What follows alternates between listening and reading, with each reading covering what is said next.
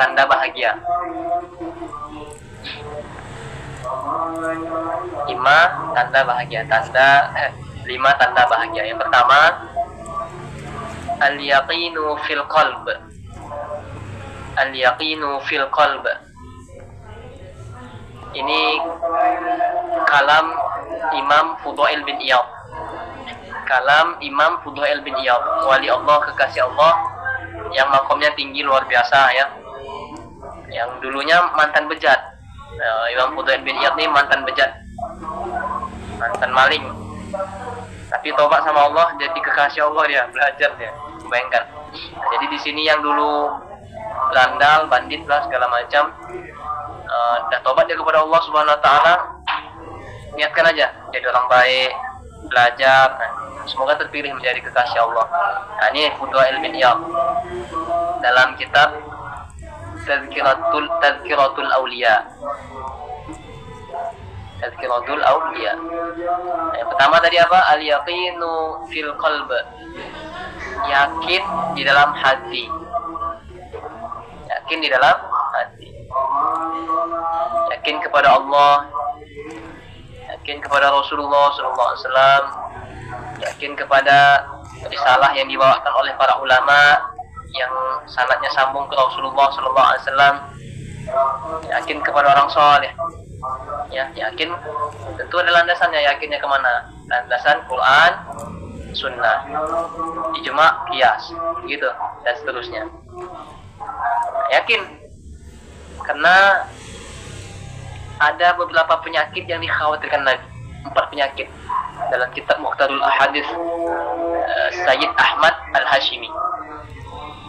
Nabi mengatakan dalam hadis tersebut 4 kekhawatiran Nabi terhadap umatnya. Di antaranya dhaful yakin, lemah keyakinan. Nah, lemah keyakinan sama siapa? Sama Allah, sama Rasulullah, sama guru-guru alim ulama ya, yang jelas keilmuannya yang nggak diragukan lagi. Mereka ngajak sabar, datang caption quotes yang bilang, "Alah, agama ngajarin lu sabar doang," katanya, tapi nggak memberi solusi. Nah, jadi itu sahabat tuh solusi apa enggak itu gitu. Saya sering lihat gitu tuh konten-konten. Oh ya, kadang terjebak juga hati kita, ya Allah. Kita dah belajar bab sabar, disesatkan sama quotes-quotes yang nggak jelas. Quotes-quotes yang nggak berlandaskan Quran, Sunnah, ijma, qiyas, pendapat-pendapat ulama, melainkan pendapat-pendapat apa? Kapitalis, liberal, sekuler. Sehingga menyesatkan. Yang tadinya kamu sabar jadi orang menghadapi ujian, kamu sabar menghadapi daripada semua kehidupan yang susah-susah inilah, ya. Kamu udah sabar kali. Ternyata nampak quote yang tadi itu lewat, hilang kesabaranmu. Hilang kesabaranmu. Jadi kamu memikirkan apa? Oh iya juga ya, sabar ini bukan solusi. Agama ini hanya mengajarkan sabar, nggak ngajarin cara nyari uang, nambah uang, membahagiakan orang tua. Salah besar. Justru sabar itu kunci daripada kesuksesan kita. Syukur, sabar. Qalban syakiran wa lisanan dzakiran. Orang yang bahagia itu diantaranya hati yang selalu syukur, wa lisanan dzakiran, dan lisan yang selalu berzikir kepada Allah Subhanahu wa taala.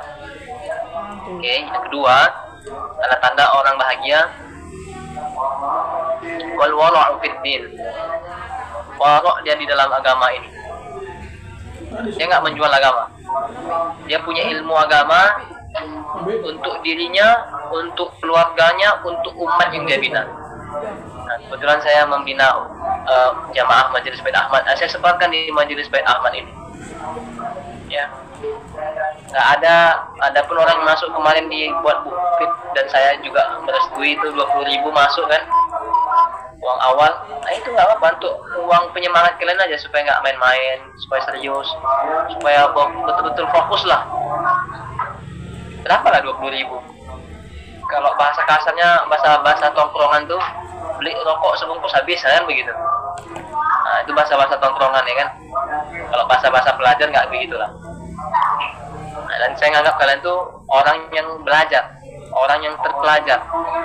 Maka hari ini kalau kalian nggak fokus ngaji, putus-putus ngajinya ya, itu orang biasa mas itu.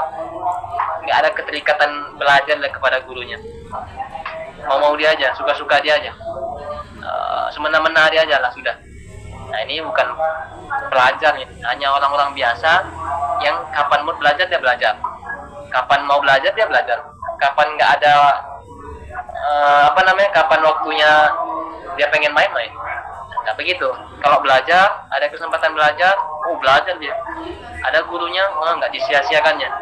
Ada momen gurunya tuh pengen ngasih lebih kepada dia, dan memandang dia tuh lebih, dihajarnya, digaskannya. Nah sekarang enggak, orang udah dipandang gurunya malah disia-siakan, ya. Dari panggil namanya, terus disebut-sebut namanya di majelis, disia-siakan. Nah, ini jangan. Harusnya kalau nama kita disebut-sebut guru kita tuh ada pandangan khusus berarti. Nah, dan katanya guru kita tuh pengen memberi kita tuh lebih lah ilmu-ilmu mereka. Rahasia-rahasia hati mereka tuh pengen mereka kasih gitu.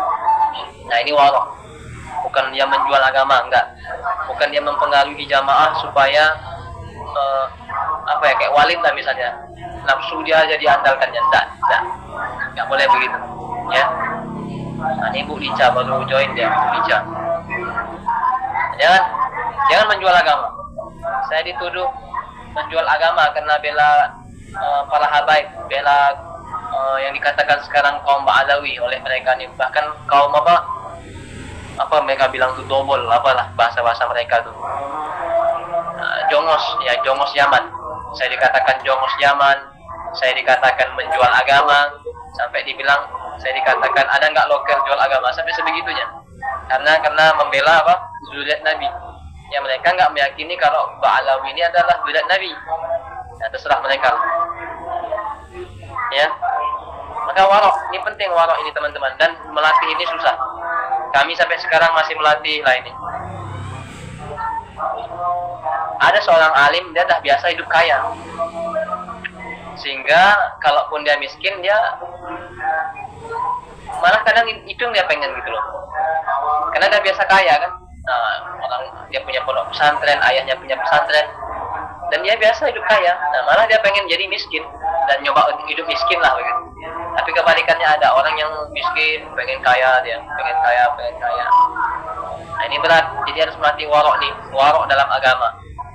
Warok, ya, menjauhi hal-hal yang syubhat, menjauhi hal-hal yang kalau ada fatwa misalnya haram, ini halal.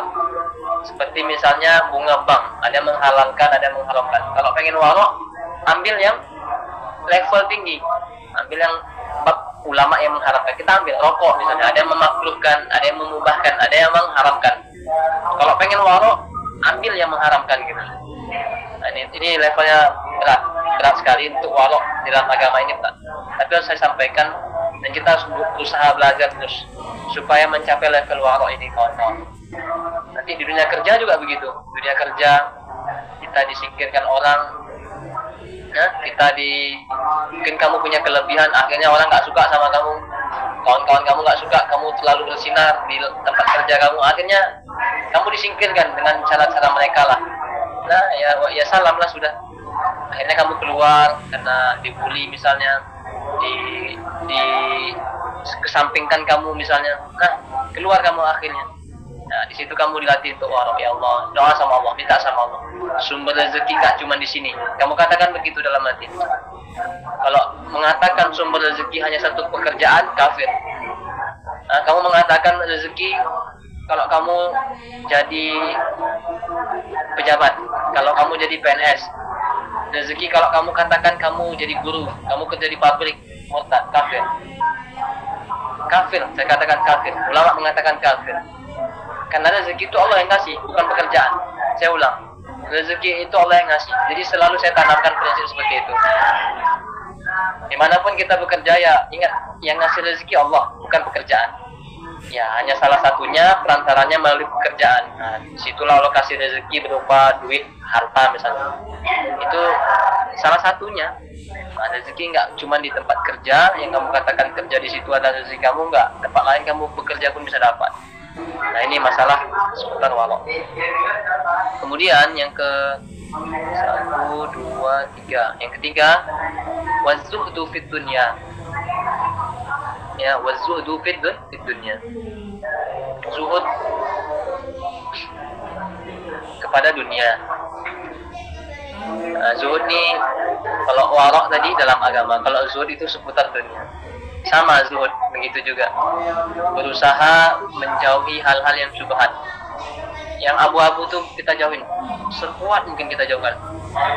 Nah, cuman kalau saya makanan yang nggak bisa saya jauhi, seperti yang makruh-makruh tuh nggak bisa saya jauhi, kayak bawang. Nah, saya suka makan bawang mentah-mentah, jengkol, nah saya suka, petai, nah saya suka. Nah, ya, karena itu kan hal yang makruh, tapi hilang kemakruhannya kalau kita setelah itu jangankan sunnah, misalnya langsung sikat gigi, siwak, akan menghilangkan bau mulut. Atau makan permen nggak usah kita sebut mereknya lah, yang segar-segar tuh kan. Nah, hilang kemakruhannya, jadi sunnah dia. Jadi saya semakin semangat kadang habis makan bawang, makan jengkol, petai, semangat gosok gigi. Nah, saking baunya kan. Apalagi imam sholat. Nah ya, jadi yang lain-lain apa? Yang makruh-makruh begitu tuh, yang syubhat-syubhat nih, tempat-tempat diskotik misalnya, tempat-tempat biliar. Sejauh ini saya belum jumpa biliar yang syar'i ya. Kalau ada, alhamdulillah. Karena isinya juga perempuan-perempuan sana saya lihat, perempuan-perempuan seksi, dan postingan-postingan kawan ada yang lewat-lewat perempuan-perempuan seksi di postingannya, walaupun dia ustadz. Jadi saya mikir turun maruah dia sebagai ustadz ketika di postingnya, dan dia mungkin lupa mengeblurkan atau menutup perempuan itu, akhirnya turun maruahnya jadi ustadz. Ya, maka kita jaga-jaga yang seperti ini, jangan sampai kena gitu. Apalagi orang umat udah klaim kita nih buruk, nah itu dah nasihat kita pun nggak masuk lagi. Mau kita kasih 1000 dalil pun nggak masuk ke dia. 1 juta pun kalau kamu hafal 1 juta dalil gitu kan, kamu nasihati orang-orang yang dah mandang kita jelek, nggak akan masuk.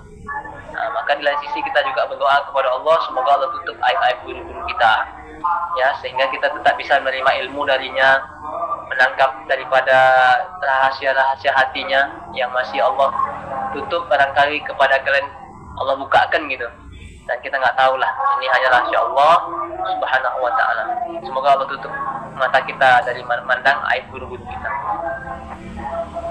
dan semoga guru-guru kita Allah jaga aibnya. Allah jauhkan dari tempat-tempat yang nggak bagus, yang nggak baik, tempat-tempat yang isinya toksit, tempat-tempat yang terlarang lah, tempat-tempat yang awalnya volume-nya bagus jadi rusak. Semoga Allah jauhkan baik guru kita maupun kita juga ya.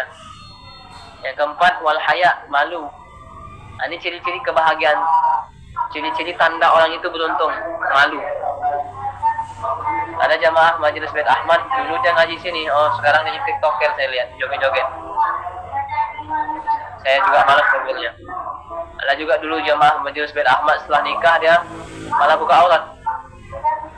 Ya, dulu minta nasihat gimana nutup aurat Ustaz. Saya balas chatnya. Walaupun kadang orang nggak follow saya balas. Dia nggak follow tapi nanya, saya balas. Tapi kadang malas pula saya nanya, balas gitu kan. Karena banyak chat yang lain nggak saya balas gitu. Yang dah follow juga bahkan kadang nggak saya balas. Tapi saya kadang nengok dari pertanyaannya, darurat nggak ini. Kadang orang yang darurat banget baru saya jawab. Misal ada orang yang berzina curhat sama saya, itu ya darurat bagi saya tuh.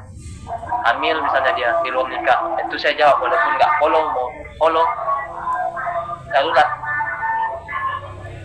Ya, nah ini malu. Kamu pertanda kamu bahagia, kamu beruntung masih diberi rasa malu itu. Nggak buka aurat, nggak joget-joget di sosial media, TikTok, terus Instagram dan seterusnya. Kemudian kamu melakukan kejahatan, nggak kamu sebarluaskan, nggak bangga kamu. Ini sekarang orang berbuat maksiat di post, pacaran di post, gimana malunya itu? Saya unfollow yang begitu tuh, walaupun kawan saya unfollow, di unfollow saya terserah, nggak perlu saya. Jadi followers yang betul-betul lah, yang berkualitas followersnya. Kita cerdaskan followers kita tuh, cerdaskan mereka secara rohani, cerdaskan mereka secara pikiran, cerdaskan mereka secara ilmu. Itu tugas kita, para orang terpelajar. Bukan kayak itu joget-joget, apa manfaatnya gitu. Pernah ngaji di sini dia, nikah bahkan. suaminya nggak larang berarti kan, malah buka aurat.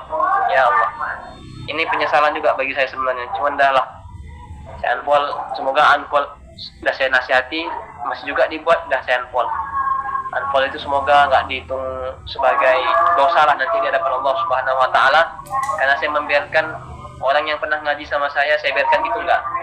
Tetap saya kasih nasihat. Mau suka dia, alhamdulillah. Nggak suka dia, alhamdulillah juga, nggak apa-apa. Lepas tanggung jawab kita. Yang kelima, tanda-tanda orang bahagia, beruntung, wal ilm, berilmu. Ingat, berilmu. Bahkan Imam Al-Haddad dalam kitab namanya Al-Fusulul Ilmiyah wa Usulul Hikamiyah wal Usulul Hikamiyah, beliau nyebutin di situ kategori orang yang beruntung. Nah, sama kayak gini, tapi beliau kalimatnya begini: alimun bisyar'i, orang yang alim mengajarkan ilmunya, mengamalkan ilmunya. Nah, ini dia. Jadi tanda kamu itu beruntung, kamu mengamalkan ilmu kamu. Nah, kamu mengamalkan ilmu kamu. Saya juga mengamalkan ilmu saya yang saya berikan. Ini tanda orang beruntung. Beruntung dunia, beruntung di akhirat. Ya, jadi ada efek kamu ngaji itu ada gitu kawan-kawan.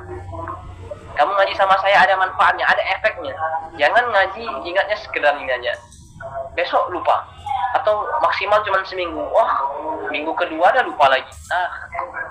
Ini kacau nih. Maka betul-betul dihayatilah, diresapi banget gitu. Jangan sampai lupa itu wajar. Tapi ingat pesan Nabi, afatul ilmun nisyan. Bencana ilmu itu lupa gitu. Tapi ingat juga yang paling parah selain lupa itu wa idu'atuhu an tuhadditsa bihi ghairu ahli. Dan membahas ilmu kepada orang yang bukan ahlinya sia-sia. Nah, jadi saya tanyakan sama kamu semua nih, kamu tuh pengen jadi ahli ilmu atau enggak gitu? Kalau enggak saya bahas kayak gini nih percuma aja, sia-sia. Nabi ngatain gitu, wa idu'atuhu an tuhadditsa bihi ghairu ahli. Saya ngomong ilmu, dia ngomong yang lain. Atau saya ngomong ilmu, dia nggak dipakainya yang saya sampaikan. Ngapain gitu? Nah, jadi jangan sampai kategori itu. Wajar apatul ilmu nisyan, bencana ilmu itu lupa kata Nabi. Tapi harus kita ingatkan lagi. Nah, itu tanda orang bahagia. 5 tanda orang beruntung atau orang bahagia. Ingat ya, 5 tadi. Yakin dalam hati kepada Allah Rasulullah, warok dalam agama, zuhud terhadap dunia, punya rasa malu yang tinggi, ilmu. Kebalikannya, khamsatun min alamatis syaqqa.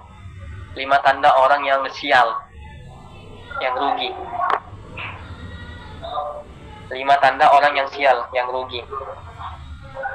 Qaswatul qalb, kerasnya hati. Kerasnya hati.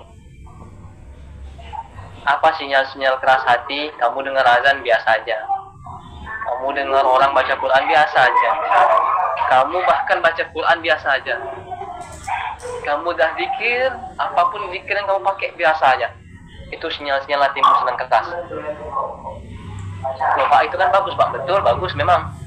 Nah, maka harus perlu ditobatkan, diistighfarkan, dihayati bahwa kamu tuh sedang melakukan kesalahan yang besar, sehingga Allah membuat hatimu keras. Astagfirullah, sallallahu alaihi wasallam. Dihayati. Malam ini istighfar banyak-banyak. Sholawat dengan kerinduan, habis tuh semua. Kamu istighfar, sholawat banyak-banyak, runtuh itu semua. Pasti lembut hati kamu, percaya sama saya. Lembut banget. Sekeras apapun hati kamu malam ini, coba bawa sholawat dengan kerinduan yang banget gitu kepada Nabi. Hati kamu tuh auto lembut tuh, langsung lembut. Yang tadi keras, lembut langsung. Nah, tapi betul-betul dengan kerinduan kepada Nabi. Benar nggak hatimu rindu? Bayangkan perjuangan Nabi yang bela-belain kamu perempuan, yang laki-laki diangkat-angkat martabat kita ini sebagai laki-laki. Dulu perbudakan luar biasa, sekarang kita nggak jadi budak, nggak ada yang jadi perbudak gitu. Nah, perempuan gitu juga dulu Nabi membela orang yang dilecehkan hijabnya gitu. Nabi sampai ngajak perang gitu, bayangkan. Sekarang kok malah enak-enakan nggak pakai hijab, enak-enakan nggak sholat. Ya Allah, enak-enakan yang lain gitu lah. Sedih kita. Wajumudul aini, susah nangis. susah air matanya itu menangis gitu. Ini ciri-ciri orang yang sial. Kalau dengar kalam hikmah harusnya dia nangis. Dengar hati yang menyentuh harusnya dia nangis. Dengar kisah-kisah orang soleh yang menusuk hatinya, menusuk kalbunya, harusnya dia nangis. Apalagi dengar kisah Nabi misalnya begitu, nangis. Tapi banyak orang yang nggak nangis.